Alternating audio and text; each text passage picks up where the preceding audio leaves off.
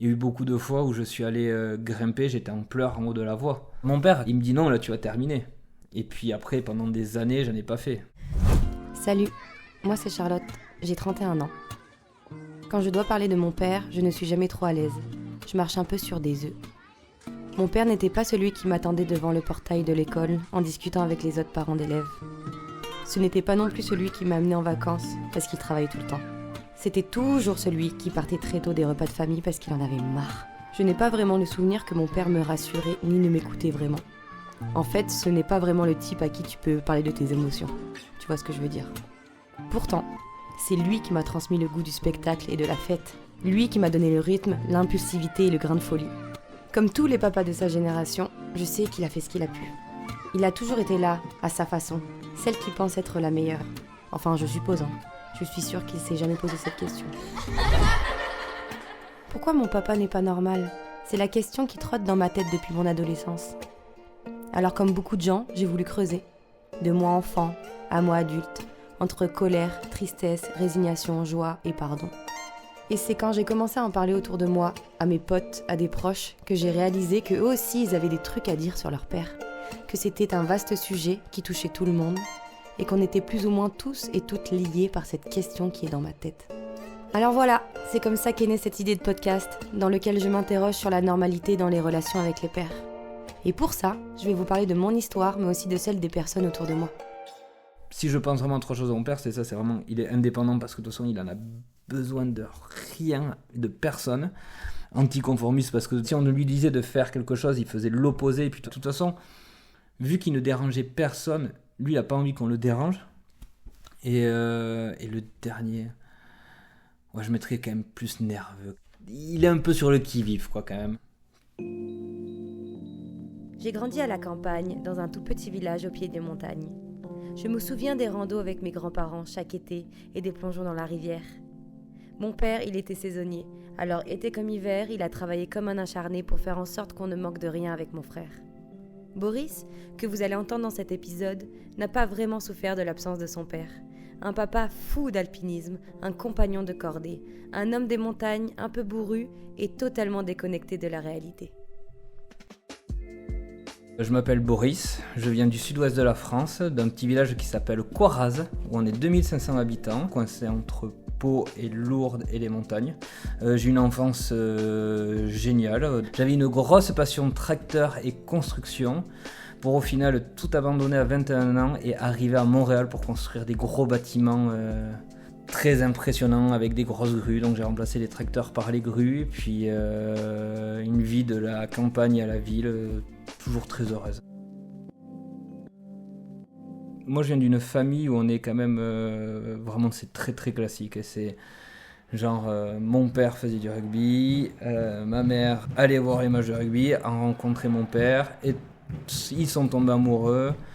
De ça, il y a eu un mariage où ils étaient 10 parce que le mariage ça servait à rien du côté de mon père. Et ma mère n'a pas eu, je pense, le mariage qu'elle rêvait. Ils ont fait 2 enfants, ils savent pas trop pourquoi, mais parce que c'était l'époque où il fallait absolument faire 2 enfants. On est né, donc moi, et mon petit frère de 3 ans de moins que moi. Et on a eu une enfance assez incroyable. Enfin, pour moi, mon frère beaucoup plus difficile, mais vraiment plus difficile, surtout que moi. Mes parents ont divorcé vers l'âge de 11 ans pour moi. Moi, ça m'a pas trop perturbé, mais mon frère, ça a beaucoup plus perturbé. Là. Mais autrement, c'était vraiment une enfance très, très montagnarde, campagne, et puis où tout tournait autour de la, enfin, ouais, du bien-être. Quoi. Enfin, il n'y a pas de stress, et c'était chouette. Quoi. Mes parents ont divorcé parce qu'ils avaient strictement rien à faire ensemble. Ma mère est toute douce, toute calme, elle voulait une petite maison calme, toute jolie, enfin un truc bien classique. Et puis elle était avec une sorte d'animal qui pensait juste travailler et courir dans les montagnes, aller grimper. Et ça marchait pas, quoi. Mon père, il lui faut vraiment quelqu'un qui lui dise non. Et sa compagne actuelle, avec qui il est depuis 25 ans, en fait ça fait 25 ans que mes parents ont divorcé, et puis ils ont leur nouveau conjoint. Et sa nouvelle compagne, c'est la femme parfaite pour lui. Elle le suit en montagne, elle le suit en ski, elle a sa maison, elle est indépendante. Et quand mon père la gonfle, on va lui dire clairement, elle se barre même avec le papier toilette pour lui dire en mode tu vas te débrouiller mon grand, je suis pas là pour toi là. Mon père, il a un sacré gabarit, il a 1m90 je pense, 1m88-90 pour 90 kg. On n'a jamais compris pourquoi il grimpait ou il faisait de la montagne et de l'alpinisme, parce que du coup tous ses copains faisaient 60 kg pour 1m70. Les cheveux courts et une tête de tueur. Il ressemble à Jason Statham mais avec 20 kg de plus. Vraiment une tête de genre j'aime personne, je suis énervé, mais pourtant après très gentil. Mais ma petite fille Lina par exemple, lui a toujours pas fait un câlin en 2 ans et demi. Parce que dès qu'elle le voit, elle pleure. Elle a peur. Elle a peur, ouais. Ta fille a peur. Elle a peur, là. Ouais. Et pourtant, il essaie de lui faire des bisous, il essaie d'être tout mignon, tout truc. Puis tu sais, c'est une personne qui a toujours travaillé 60-70 heures par semaine, même plus. Puis à la montagne, il se protégeait pas. Donc la peau très rugueuse, très abîmée, des paluches, des mains énormes, toutes boudinées, qui travaillent tout le temps, des petits nerfs de muscles là. Ouais, mon père a quand même un parcours assez spécial ou chaotique. Je sais pas comment on pourrait le dire, mais on pourrait dire assez atypique. Parce que juste après le bac, il est parti aux chasseurs alpins. Donc les chasseurs alpins, si les gens ne connaissent pas ça, c'est une partie d'élite de l'armée qui vont être que dans les montagnes et surtout hautes montagnes. Et puis là, ils vont apprendre à faire du ski, à faire toutes les manipulations d'alpinisme, de l'escalade et tout ça. Et c'est là en fait où mon père après tombe amoureux de l'escalade. Mais ça dure 1 an. Et de ces 1 an-là, après il est parti faire 1 an d'études de médecine, qui a servi strictement à rien parce qu'il y avait été pour faire plaisir à son oncle. De ça, il est reparti à sa formation préférée et qu'il voulait terminer et dont son rêve était d'être bûcheron. Où là ça s'est mal passé parce que du coup il avait un patron. Pour finir reprendre la boulangerie à papa parce qu'il fallait la reprendre un jour ou l'autre. Et puis après il est resté 38 ans ou 40 ans dans la boulangerie quoi. Et boulangerie de barge quoi, à l'ancienne. Tout était bio mais il le marquait pas parce qu'en fait lui il connaît pas le bio.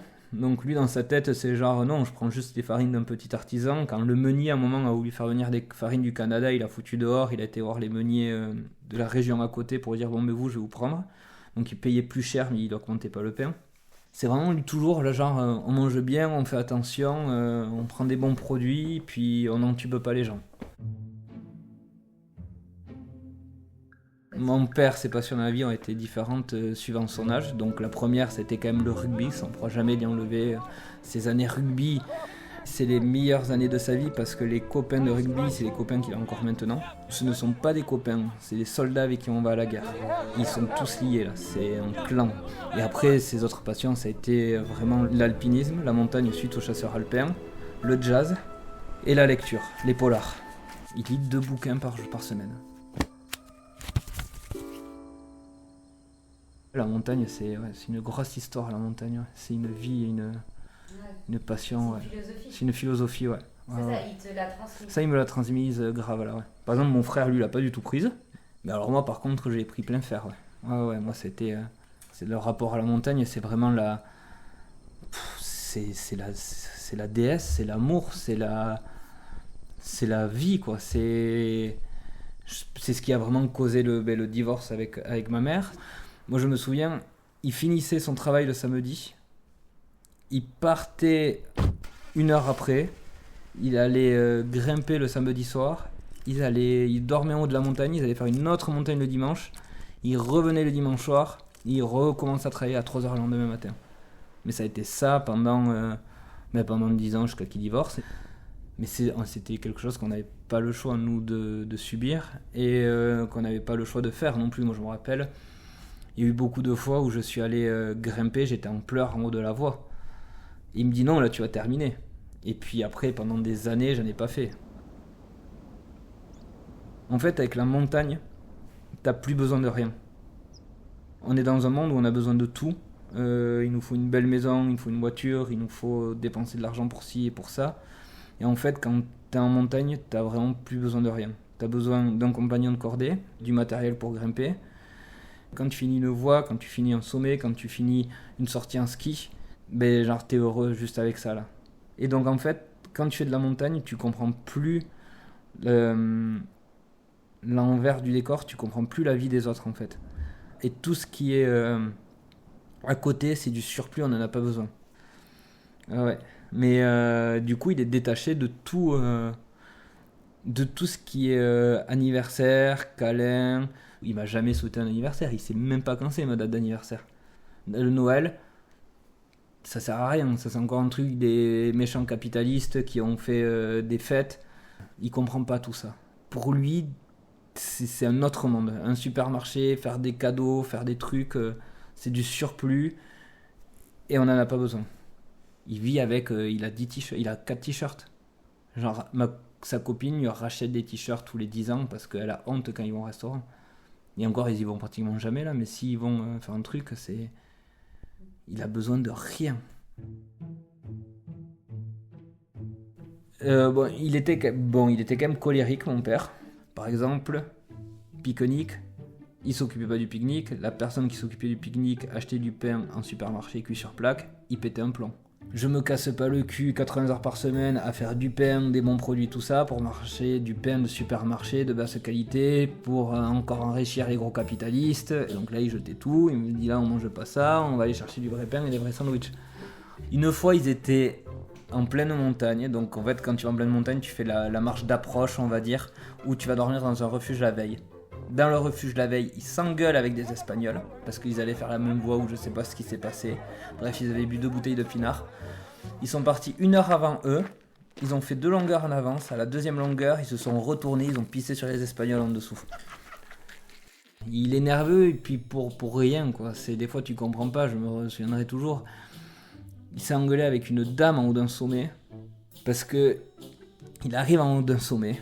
Et là, il y a une dame qui se met pratiquement en face et qui baisse son pantalon pour faire pipi. Parce que en montagne, il faut savoir comment tu pisses où tu peux. Et elle lui demande est-ce que vous pouvez tourner la tête ? Et il lui répond j'en ai rien à foutre de vous, je regarde les montagnes. Donc à un moment, vous arrêtez de vous emmerder. Ça fait 20 minutes que je suis assis ici. Je vais regarder le palace en face de moi. Je vais continuer à regarder. Vous faites ce que vous voulez. De toute façon, je vous ignore, j'ai ma copine juste là, je veux dire, on peut regarder les montagnes peinard quand elles sont assez larges, mais c'est que des trucs comme ça, tout le temps, quoi, tout le temps. Les valeurs de mon père, c'est quand même l'honnêteté, sa franchise, puis ce côté, vraiment, je pourrais dire, sincère. Moi, c'est ce qui m'a sauvé, parce que je faisais quand même un peu le con quand j'avais 10-11 ans, où l'école c'était, on s'en fout un peu, et puis on préférait aller faire du tracteur avec les copains. Et ces fameuses fois où j'allais tout le temps voir ses copains paysans pour conduire les tracteurs, traire les vaches et ramasser des bottes de foin parce que c'était beaucoup plus rigolo que de faire les devoirs. Mais heureusement, qui m'a remis sur le droit chemin. Mais j'aurais eu quelqu'un de plus doux comme ma mère. Avec ma mère, ça marchait pas. Il fallait rester très humble avec mon père. J'ai fait quand même beaucoup de vélo à haut niveau, où je faisais Coupe de France, Coupe d'Aquitaine et tout. Puis je me souviendrai toujours où je gagne une course, pour une fois je gagne en avance mais terrible, et puis je lève les bras, je fais un peu le malin avant l'arrivée. Genre je m'arrête en haut d'une montée, puis je lève les bras, et puis après je redescends, parce que j'avais de l'avance sur une course de cross-country.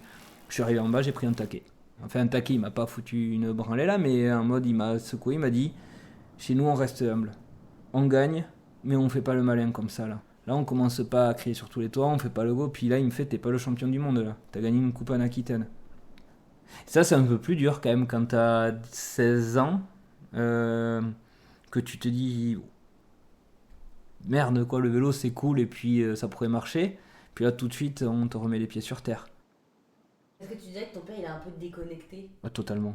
Ton père Ah ouais, il est déconnecté totalement. Ah ouais. Mais il a pas internet, il a pas de téléphone, maintenant il est obligé d'avoir un téléphone. Là il commence à prendre des cours parce que maintenant tout se fait par internet. Il est venu me voir à Montréal, et en venant me voir à Montréal, on lui a fait un peu la tournée des Grands Ducs, vu qu'il voyage jamais, vu qu'il prend jamais l'avion. C'est pas un voyageur, il aime pas voyager, il aime pas être avec le monde, et de toute façon l'avion ça pollue, c'est pour les cons, et on n'a pas besoin d'avoir ça. Si on a des livres, ça veut dire qu'on peut voyager, et après on a assez autour de chez nous pour voyager. Et lui il comprend pas que les gens ont besoin d'aller loin alors qu'ils connaissent pas ce qu'ils ont auprès de chez eux. À Montréal, en prenant l'avion, il s'est fait arrêté par la sécurité à Charles de Gaulle parce qu'il fumait dans l'aéroport. On s'est fait engueuler dans le métro parce qu'il s'allume une clope dans le métro, arrive à Montréal.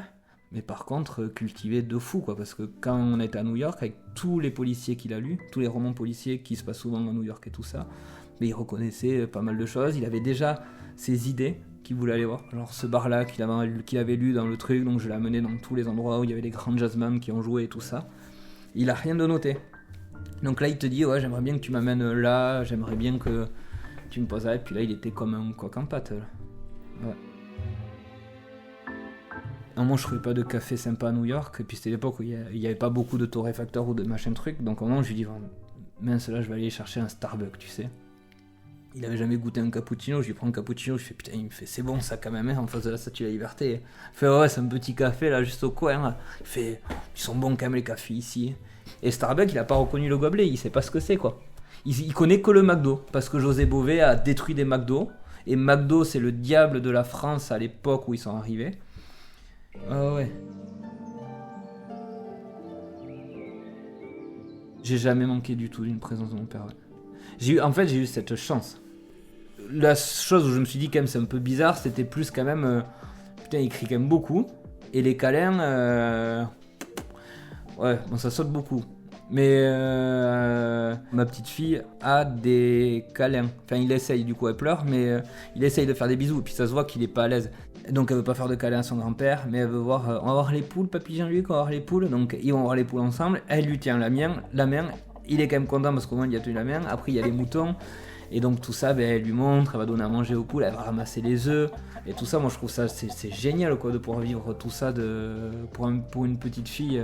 Vu qu'on a quitté le Canada l'année dernière et qu'on est reparti vivre en France et qu'on se trouve en campagne, c'est trop cool quoi. Enfin, moi j'ai vraiment envie qu'elle vive ce que moi j'ai vécu petit. Donc c'est pour ça qu'on est rentré aussi, puis de pouvoir aller camper en montagne avec ses cousins, de pouvoir pêcher au bord de lac, après manger les truites qu'on récupère et tout ça. Et ça c'est trop cool quoi, c'est ce que j'ai vécu avec mon père, ma mère, mon parrain, avec mes cousins. Et ça c'est un bonheur quoi, c'est... Ouais. Si je devais dire quelque chose à mon père, ça serait calme-toi. Mais calme-toi bazar et laisse vivre les gens, vraiment là, vraiment. Ils sont comme ils sont, oui ils polluent, oui ils ont besoin de voyager, oui ils vont faire leurs courses en supermarché, oui ils ont besoin de gagner 3500 € par mois et d'avoir une Audi. Ils sont pas comme toi, mais arrête de les emmerder, détends-toi, c'est pas grave, laisse tranquille, souffle un coup là quoi.